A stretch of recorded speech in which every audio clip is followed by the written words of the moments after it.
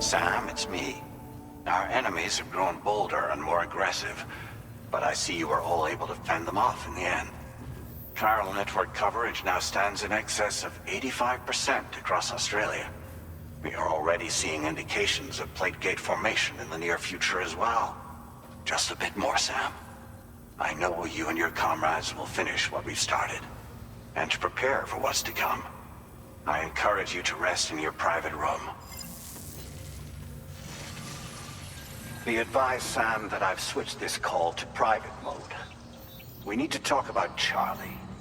I reviewed the contract between APAC and Drawbridge and followed the money.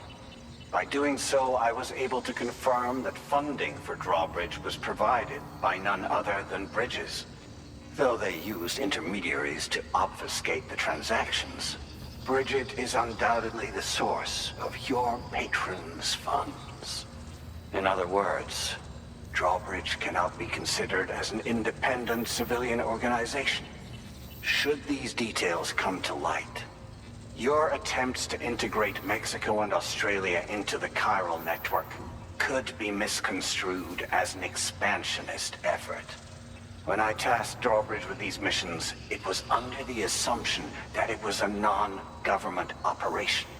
But I, APAC, and you yourselves may have all been deceived. I will continue to pursue this investigation for now. Take this time to rest and recover in your private room.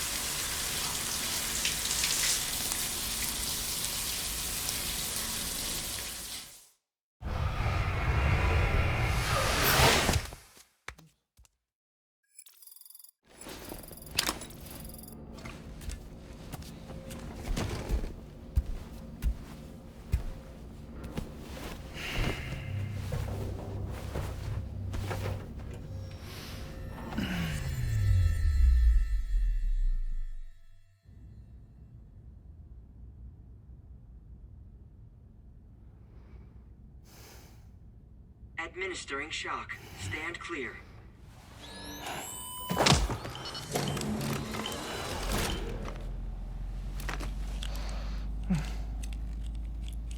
Just like old times. Where are we?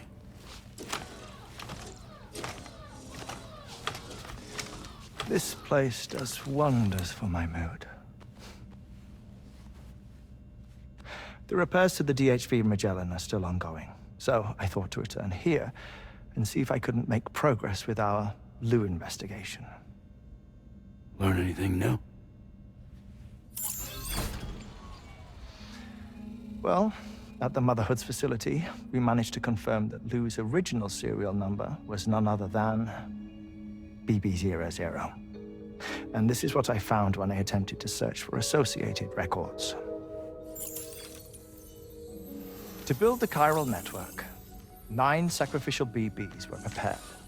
However, the network's original design required only 1.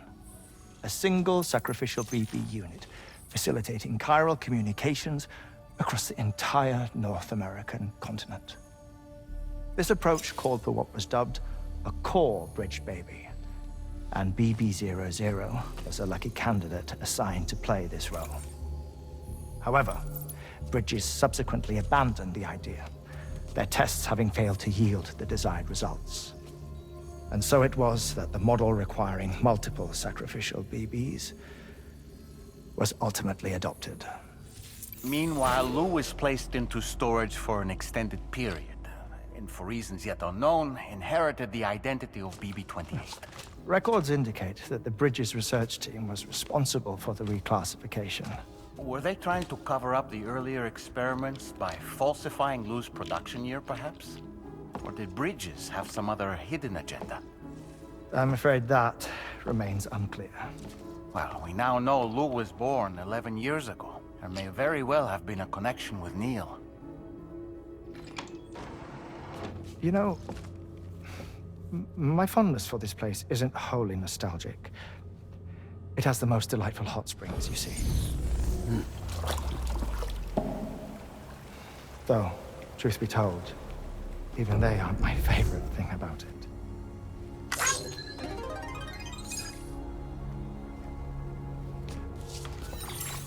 If you can find the time, you should come visit. Give the old bones a soak. Oh, a warm bath does sound good. Perfect treat for a weary traveler. Anyway, I'll see you aboard the Magellan.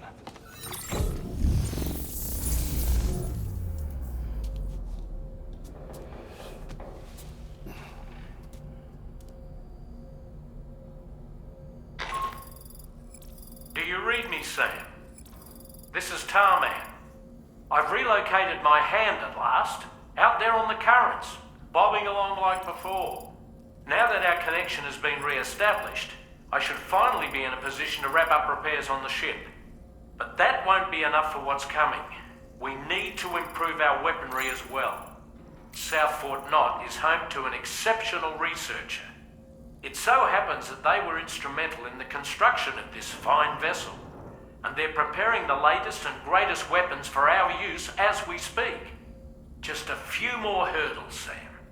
Access the South Fort Knot delivery terminal and take care of the main order for